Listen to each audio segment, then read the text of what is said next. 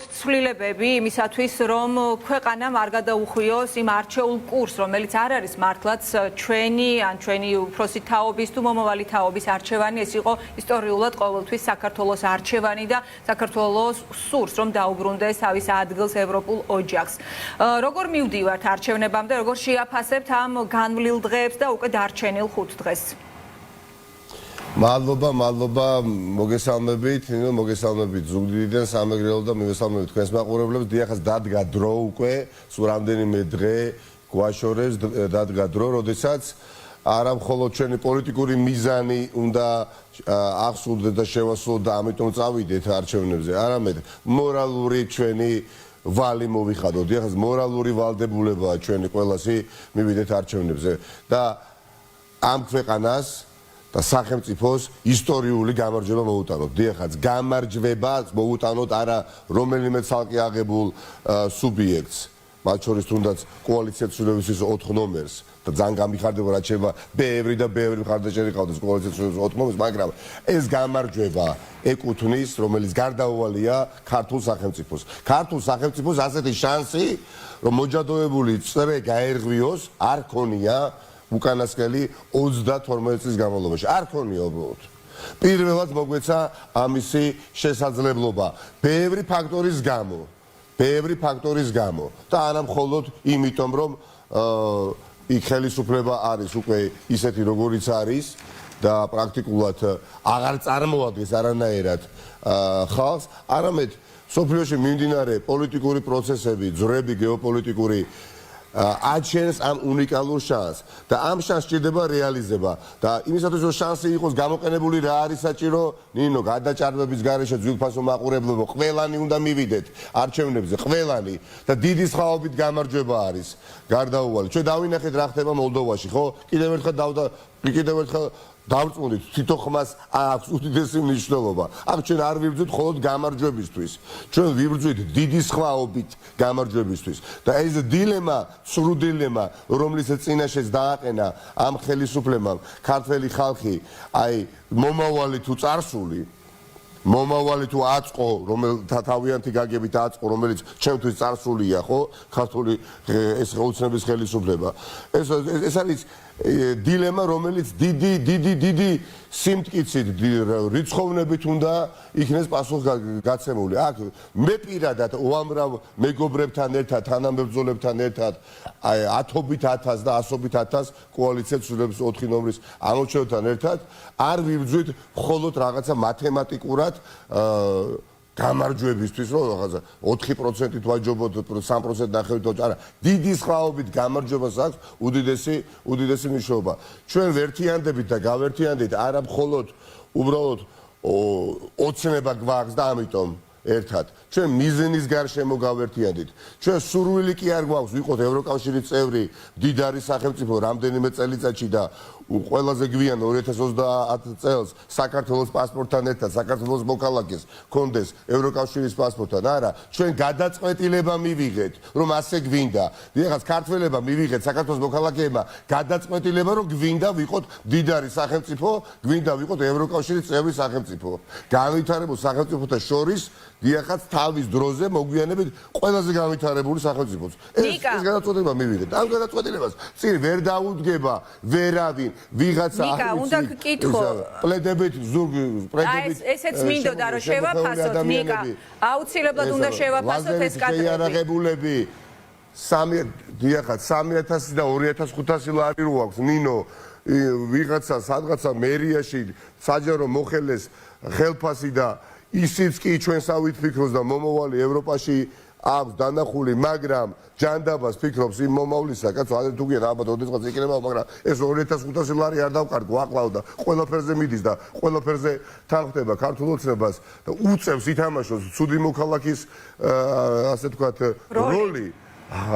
ასეთი ადამიანები ვერ გადაწყვეტენ. ნიკა, რაზე მიუთითებს აი ეს ფაქტის გუშინ, რაც ჩვენ ვიხილეთ ეს კადრები და ჩვენი კორესპონდენტი დღეს ასევე შეეცადა გაერკვია თუ როგორ აღმოჩნდნენ ეს ადამიანები ამ კონკრეტულ ადგილზე და ირკვევა რომ შენობა, სადაც ძალიან ბევრი ოფისია, კვირას დაკეტილია და იქ ვერავინ ვერ შევიდოდა. ანუ ესეც გარკვეულწილად მიუთითებს რომ ეს იყო შეგნებულად წინასწარ დაგეგმილი პროვოკაციის მცდელობა, თუმცა ეს არ გამოუვიდათ და იქ ამ კადრებში ჩანს როგორც ცდილობს ყველა სახე დამალოს და როცა კარგ საქმეს აკეთებენ, სახეს არ მალავენ. ალბათ თვითონაც ალბათ არ სურდათ რომ გასაჯაროებულიყო. და ძალიან უხერხულია იქ ხა თქვენ იცით რომ მე ვიყავი თაწმინდის რაიონის გამგებელი 2013-2014 წლებში და ჩემს შემდეგ ვინც იყო თაწმინდის გამგებელი ქართული ოცნების მხრიდან სამწუხაროდ ხა ამის მე წავიკითხე ინფორმაციას გავიცანი მე ზუგდიდში ვარ სამეგრელოში რომ მისი შვილიც მონაწილეობდა. ნუ აი უხერხული რატო აყენებენ ამ ხალხს,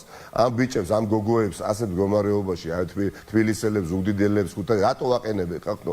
რატო ძვირფასო მეგობრებო, ბავშვებო, ახალგაზრდებო, დედებო, მამო, წარმო ეს სახელმწიფო თქვენ გეკუთვნით, ხელისუფალს კი არ ეკუთვნის არც ერთს, კაცო. თქვენ გეკუთვნით, თქვენი არ უნდა манипуლირებდნენ. სადღაცა პლედი არ უნდა შემოგახვიონ და ლაზერი ხელში არ უნდა დაგაკავონ, იმიტომ რომ მამას აქვს 4000 ლარი ხელფასი და დამოკიდებულია ივანიშვილის ხელისუფლებაზე. და რა ახლა ეს სიამოვნებო და ახლა თქვენს ნათესავებს, თქვენს მეგობრებს, თქვენს მეზობლებს, თქვენს თანაკლასელებს არ ვიცი, თქვენ შეყვარებულს, მის მშობლებს, არ ვიცი, ეს სიამოვნებო და რაღაცას აკეთებთ, ისეთ რაღაცას აკეთებთ, რომელსაც თქვენ თვითონაც თვალს ვერ უსწორებთ და გწვენდიათ.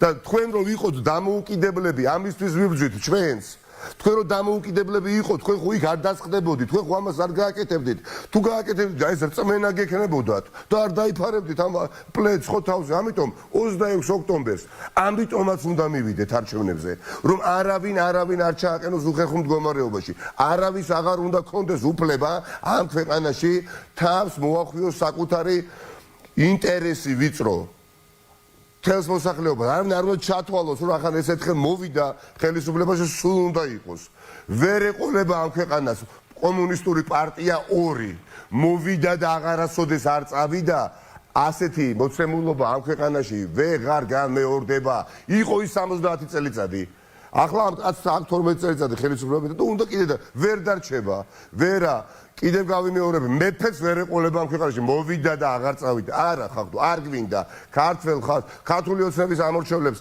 ვინც შემორჩა გააზრებულს განსაკუთრებით მათაც მიმართავდით თქვენ ისეთეთ ხო დანამდვილებით იცით თქვენი სოციალური წრის მაგალითზე თქვენი სამეზობლოს მაგალითზე თქვენი სანათესაოს მაგალითზე თქვენი სამეგობროს მაგალითზე თქვენი ყოფილი ამორჩევლების მაგალითზე ხო იცით რამდენი ამორჩეველი დაკარგეთ და თქვენი შინაურიც აღარ გიჭერთ ხარს აქ აღარ არის იმან წააგოს და ამან მოიგოს აღარ არის კოალიცია ცვლილებების ეს 4 ნომერმა სხვა ოპოზიციური კოალიციის ჯგუფთან ერთად გაიმარჯვოს და ამათო ცვლილებები უნდა ამ ხალხს გაიგეთ რა ცვლილებები უნდა ამ მორევიდან არის ამოსასვლელი ეს ჭაობი არის დასაშრობი შეუძლებელია 12 წლის განმავლობაში ერთი და იგივე გუნდი იყოს ხელისუფლებაში სულ ყველაზე ღვთისმიერი ხალხი იყოს იქ თავმოყრილი და 12 წლის განმავლობაში პროგრესმა იქ თავი იჩინოს არ არსებობს პროგრესი გვტება 12 წლის განმავლობაში ერთი და იგივე აი პურის საცხობი რო ავიღოთ და დანადგარი რო არ შეიცვალოს 12 წლის განმავლობაში პურის საცხობში პური ვეღარ გამოცხება იმ საცხობში და თქვენ წარმოიდგინეთ რა ხდება სახელმწიფო შემთხვევაში ამიტომ ცვლილებები გვინდა თანაც ცვლილებები რომელიც გულისხმობს ღია უკვე გამოღებულ ევროპის კარში შესვლას სადაც არ მიდის ის ადამიანი იმიტომ რომ საჭესთან აღმოჩნდა ბედის უკუღმართობით ივანიშვილი ამ სახელმწიფოს აბსოლუტურად დაუმსახურებლად და ყველას გვინდა მთელი წარმოიდგინეთ აი მატარებლის შემადგენლობა არ ვიცი ალბათ ასობით ათასი ადამიანის სახით ქართველები საქართველოს მოქალაქეები ვართ მზად რომ შევიდეთ ღია კარში გავხდეთ ევროკავშირის წევრი სახელმწიფო მესაჭი არის ამ წუთის მდგომარეობით დაუმსახურებლად ეს რა ქვია ივანიშვილი და მუხრუჭიდან ფეხს არ იღებს რო იქ შევიდეთ იქ შესვლა ნიშნავს მშვიდობას იქ შესვლა ნიშნავს კოლექტიურ უსაფრთხოებას იქ შესვლა ნიშნავს ბედნიერებას მდიდარ სახელმწიფოს მაღალ პენსიას მაღალ ევროპული განათლების ხარისხს ქვეყანაში სოციალურ გარანტიებს ადამიანს არ ეშინია ცხოვრების და სიცოცხლის არც გარდაცვალების რამდენი ქართველი ცხოვრობს რომელიც წვალობს მიმდიციერად რომ ოჯახი გამოკვებოს, მაგრამ არანაკლებ იმაზე დარდობს და იმაზე ნერვიულობს, რამე რო დაემართოს, მიწას როგორ დააყრის საკუთარი ოჯახის წევრი და დაგძალავენ თუ ვერ და აი ეს ფიქრები აქვს ცოცხალ ქართველებს, ბევრს აშლილი. იმაზე კი არ ფიქრობს, საწავიდეს დაბადების დღის ქორწილში რა ჩაიცვას, როგორ ისიამოვნოს, მეუღლე როგორ ასიამოვნოს, შვილი როგორ ასიამოვნოს, სადასასვენებლად გაუშვეს. იმაზე ფიქრობს ბევრი, რამე რო დაემართოს ოჯახის წევრებს არ დააწვეს ტვირთად და ამ დროს ეს მილიარდერი ადამიანი და ჯგუფი და კლანი დაქცინის ყველა წლების განმავლობაში დიდდებიან და ღარიბდებიან მოსახლეობა საქართველოს. არა, ამ უსამართლობას დაესმევა ნინო წერტილი 26 ოქტომბერს. როგორ ყველანი სამეგრელოში ვარ უკვე ძალიან ინტენსიურად ერთი თვის განმავლობაში. რა განწყობა არის რეგიონებში, აი თქვენ დაგიხართ კოალიციას სხვადასხვა რეგიონში მართავ შეხვედრებს. დიახაც, ყველა რეგიონი, ყველა რაიონი, ყველგან ვიყავით, კოალიციის ურთიერთობის 4 ნომერი, ყველგან. ახლა ვართ ბოლოს სამეგრელოში ვარ. 23 ოქტომბერს სამეგრელოში, ზუგდიდის რაიონში, სოფელ ინგირში, გვექნება დასკვნითი კამპანიური შეხვედრა სოფელ ინგირში, იქ არის აეროპორტი დაუსრულებელი, ძალიან დიდი ტერიტორია და იქ ვიკრიბებით სამეგრელოს კოალიციის ცვლილებების ამორჩეველთა ძალიან დიდი რაოდენობა ადამიანების. აი, მაყურებლებს გასაგონად მინდა თქვა, ალბათ ბევრ მათგანს მოეწონა კოალიციის ცვლილებების 4 ნომრის საარჩევნო კამპანიური შეხვედრა რუსთავში, სადაც თავმოყრილი იყო სხვადასხვა ჩვენი გუნდების წარმომადგენლები სხვადასხვა რეგიონიდან და მართლა წარმატებით ჩაიარა იმ შეხვედრამ და მეც და ძალიან ბევრი ადამიანი ყვაყოფილი იყო ბევრი მიზეზის გამო. მაგრამ აი ეს სამეგრელოში იქნება კიდევ უფრო ხალხმრავალი, კიდევ უფრო მასშტაბური და კიდევ უფრო საინტერესო, მაგრამ ამჯერად მხოლოდ სამეგრელოს ჩვენი გუნდის ოჯახის წევრები, ამორჩევლები, პოტენციური ამორჩევლები. ნიკა, რო შევაფასოთ ხალხის განწყობა. და აი ამ ადამიანებს რა აერთიანებს? ის რა თქვი ზემოთ, აერთიანებს სურვილი რომ იყვნენ ერთად შვიდობიან ლაღ სახელმწიფოში მოქალაქეები და რაც შეეხება დამოკიდებულებას. აუცილებლად მინდა აეროპორტში კამპანიურ შეხვედრაზე, რომელიც დაუსრულებელია, დაკონსერვებულია ეს აეროპორტი, რამდენიმე წელიწადში სამეგრელოდან იმ ინგირიდანაც განხორციელდეს, რა ვიცი, ასობით და რატო ათასობით რეისი არა ევროპის წამყვან სახელმწიფოებში. ნიკა, რეგიონებში მაინც ცოტა უჭირთ ხოლმე ღიად საუბარი თავიანთ განწყობებზე, რომ არიან თუ არა, თქვათ, ხელისუფლებით უკმაყოფილო დედაქალაქებში, დედაქალაქში და სხვა დიდ ქალაქში ასევე შეცვლილი არის ეს განწყობა და ხალხი ღიად საუბრობს ამაზე, რომ აუცილებელია ცვლილება და როგორც თქვენც ახსენეთ, რაც არ უნდა კარგი იყოს ხელისუფლება უსასრულოდ შეუძლებელი არის ისინი იყვნენ ხელისუფლებაში, ვინაიდან თვითონ ქვეყანა და საზოგადოება ითხოვს სიახლეს და ცვლილებას, მაგრამ რეგიონებში მაინც მეტნაკლებად აი ესეთი ცვლილებებისკენ ღიაც ვერ საუბრობენ, მათი სურვილები, მაგრამ არის ეს გარდატეხა შეტანილი, იმიტომ რომ მანდ ერთადერთი საშემოსავლო წყარო მაინც არის ის, რომ არიან დასაქმებული საჯარო უწყებებში და აი რამდენად არის ღია და მზად საზოგადოება რეგიონებში, რომ ცვლილებას დაუჭიროს მხარი. მადლობა, გავიგე შეკითხვა. მე ვფიქრობ, აი ძალიან საინტერესოა და თუ შესაძლებლობა გექნება თქვენს მიადენოთ თვალყური 23 ოქტომბერს საღამოს 7 საათიდან ჩვენ ვიკრიბებით ზუგდიდში და მხოლოდ სამეგრელოს წარმომადგენლები ვიქნებით. და აი მე მგონი იმ შეხვედრაზე პასუხი გაეცემა უამრავ კითხვას, მათ შორის თქვენ კითხვას. ყველაფერს აქვს საზღვარი. მე შემიძლია თამამად თქვა, 23 ოქტომბერს ჩვენ შევიკრიბებით სამეგრელოში იმდენი, რამდენიც აქ მინიმუმ 12 წელიწადია სამეგრელოში მსგავსი თავყრილობა არ ყოფილა. და ეს გასცემს ჩემის აზრით ძალიან კაფიოთ ალბათ თქვენს კითხვაზე პასუხს. რა თქმა უნდა, რაიონებში, ქალაქებში, დასავლეთ, აღმოსავლეთ, სამხრეთ საქართველოს სხვა რაიონებში, დაბებში, სადაც რაც უფრო პატარა არის ქალაქი და მცირე არის, იქ უფრო მეტი შესაძლებლობა აქვს ხელისუფლებას ზეწოლის მექანიზმები გამოიყენოს, მაგრამ ამასაც ყავლი გაუვიდა, თუმცა სიმართლე უნდა ვთქვათ, რაც არ უნდა ფეხზედ გარიყო სამეგრელო, რაც არ უნდა ფეხზედ გარიყო იმერეთი, აჭარა, სამცხე-ჯავახეთი, კახეთი, გურია, ყველა რეგიონი, ხო? აბსოლუტურად შიდა ქართლი, ქვემო ქართლი, თბილისი რომ არ ყოფილიყო ისეთი ოპოზიციური. თბილისი, იმიტომ რომ 1,5 მილიონიანი ქალაქია, როგორიც არის. ძალისხმევა დასავლეთ და აღმოსავლეთ საქართველოში მაცხოვრებელი ქართველებისა და საქართველოს მოქალაქეებისა და ზედ დამატებული კიდე უამრავი ემიგრანტისა იქნებოდა ამაო იქნებოდა. დღეს თბილისი არის როგორც არასოდეს ისეთი ოპოზიციური. აი კი პირდაპირ გეუბნებით, როგორც 2012 წლის 1 ოქტომბერს ნუ ეხა თბილისში გავიბოდეთ, გავიზარდეთ, ხო? გვახსოვს. თბილისმა მაშინ გადაწყვიტა, რომ არ უნდოდა მაშინდელი ხელისუფლება. ამ გადასახედიდან სწორი გადაწყვეტილება მიიღო, ოცნების სასაგებო თუ არ მიიღო, რა ნიშნავს ეს სხვა საკითხია. მაგრამ 70% ადგა და ცვლილებებს მისცა ხმა, ხომ? გაცილებით დიდი მხარდაჭერა იქნება წელს ოპოზიციას, ვიდრე მაშინ. იმიტომ რომ თბილისმა ასე გადაწყვიტა საქართველოს, ასე გადაწყვიტა სამეგრელომ, რასაც ვნახავთ 23 ოქტომბერს საღამოს 7 საათიდან ზუგდიდში. კოალიცია ცვლილებებისთვის კამპანიურ შეხვედრაზე. ამ ძალას, მართალ ძალას, ხალხის ძალას, რომლებიც მხოლოდ ბიულეტენით შეიარაღებული გაძლიერებულები ვართ ახლა და 26 ოქტომბერს ფიქრობთ რომ ეს ბიულეტენი იმდენად ძირფასია ვიდრე მართლაც კალაძეს არ ვიცი იქ მილიონნახევრად შეფასებული ერთი ავტოსატրանსპორტო საშუალება მართლა ასე ვფიქრობთ არავის შემოძირფასებო არავის არ გადასცეთ პირადობის მოწყობები გაუთხილდით თქვენს პირადობის მოწყობებს ვინაიდან თქვენი პირადობის მოწყობაზე დადვირობა იმიტომ არის გამოცხადებული რომ იმ ერთხმას იმაზე დიდი ფასი აქვს ვიდრე თქვენ წარმოგიდგენიათ მატერიალური სახითაც დიახაც თუ ღირს არ ვიცი 50000 და 100000 და არა 200 და 300 ლარი ერთხმას და ერთ პირადობის მოწყობას რატოს დასდევს მერი რატო დასდევს არ ვიცი გამგებელი მინისტრის მოადგილე იციან რა მდგომარეობაში მაგრამ არ უშველით ხალხო ნიკა გადაუწყვეტელ ამომრჩეველზეც მინდა გამორიცხული თავარია მივიდეთ გადაუწყვეტელი ამომრჩეველი აი ეს კადრები თუნდაც რა ჩვენ გუშინ ვიხილეთ იმ მარშის პარალელურად პლედები რომ ქონდა თავზე წამოხურული ასევე ბევრი განცხადება ბოლო პერიოდში და ქმედებები და ნაბიჯები ისევ ხელისუფლების მხრიდან არის თუ არა იმის საფუძველი რომ სწორედ სწორი გადაწყვეტილება მიიღო იმ გადაუწყვეტელმა ამომრჩეველმა, რომლის პროცენტიც არ იყო დაბალი ნამდვილად. იცით რა არის?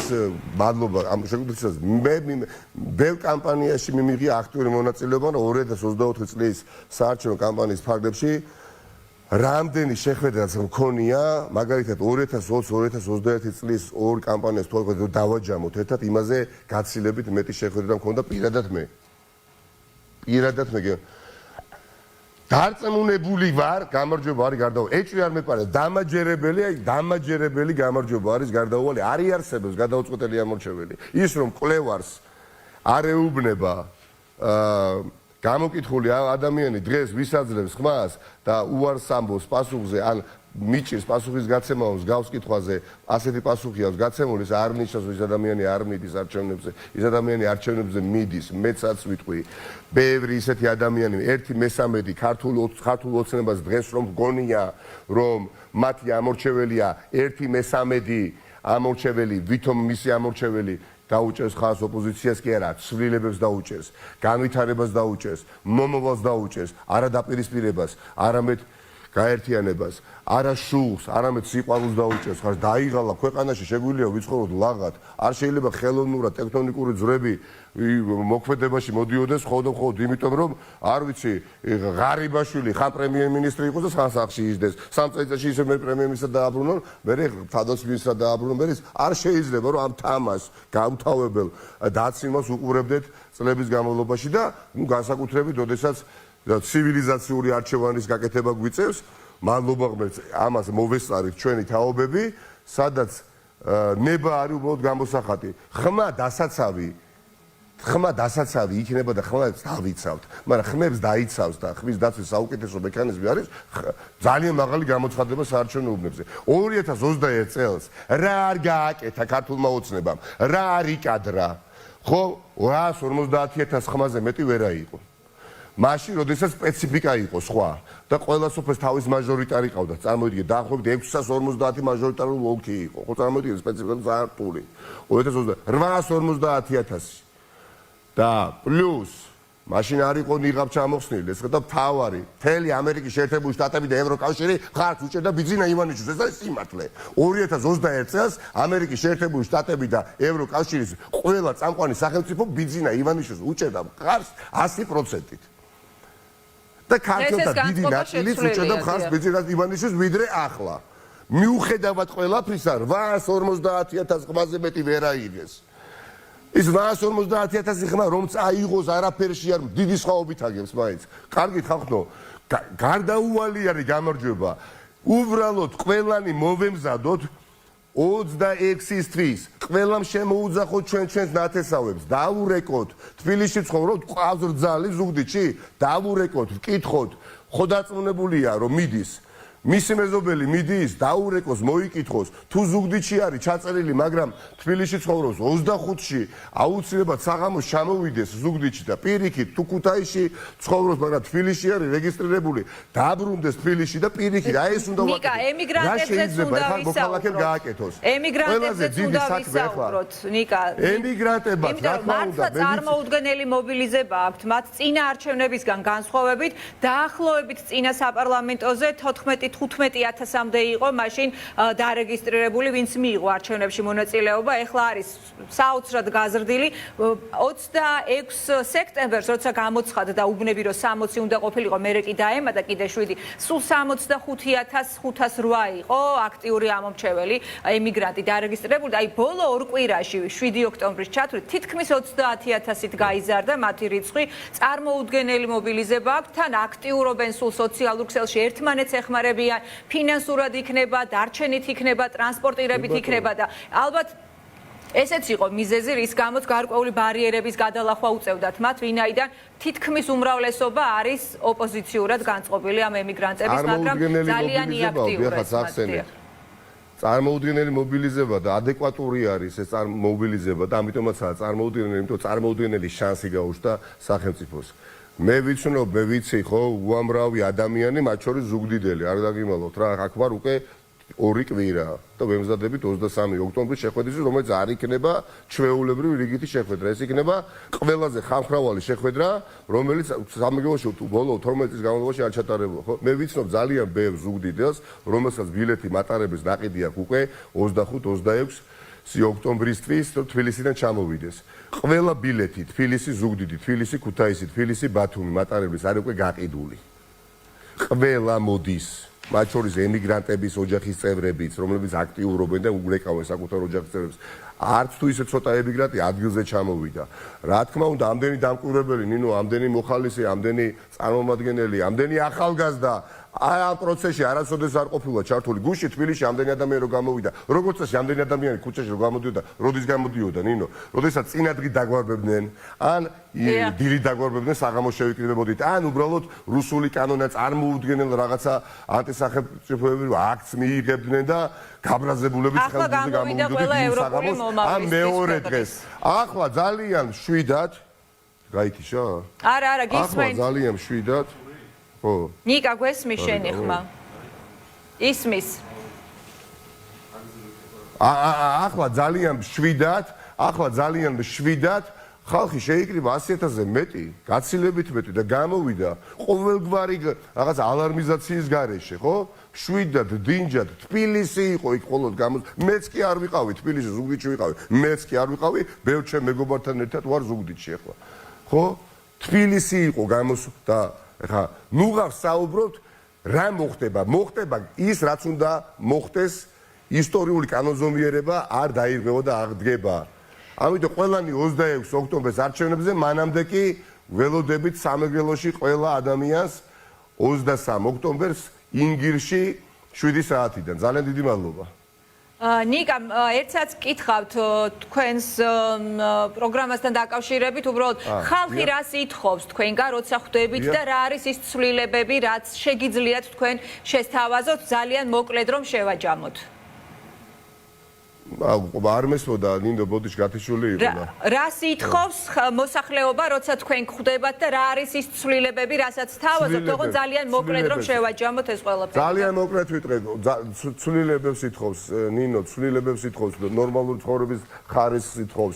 ჩვენ კოალიციის ცვლილებებს გვაქვს 4 ძირითადი მიმართულება, ხო? განათლების სისტემაში ძალიან მაღალი ისტორიული ინვესტიცია და რამდენიმე წელიწადში საშუალო ევროკავშირის ძლიერი სახელმწიფოს განათლების ბიუჯეტთან შესაბამისობაში უნდა მოვიდეს ქართული განათლების ბიუჯეტი თავისი მოცულობით. 2030 წლისთვის საქართველოს პასპორტთან ერთად ევროკავშირის პასპორტი უნდა გვედოს. ეს ხომ 2.2-4-ია. საგადასახო წენეხი უნდა შევამციროთ საშუალო ბიზნესის წარმომადგენლებისთვის, განსაკუთრებით რომ მოხდეს ბიზნესის განვითარება და ეკონომიკამ დაიწყოს მუშაობა არა ერთეულებზე, არამედ ხალხზე და ითხოვს ცვლილებებს, მაგრამ სულ დავხენილი იყოს და ასეთებიც არიან ახლა მცირე რაოდენობა არიან ადამიანები, ვისაც მატერიალურად ამ ქვეყანაში არ უჭირს, ვისაც სოციალური გარანტიებიც აქვს მოპოვებული, არ ვიცი, შეიძლება მრავალი წლით, მაგრამ ეს ხო არ არის თავი არსი ამ ადამიანების ცხოვრებისას.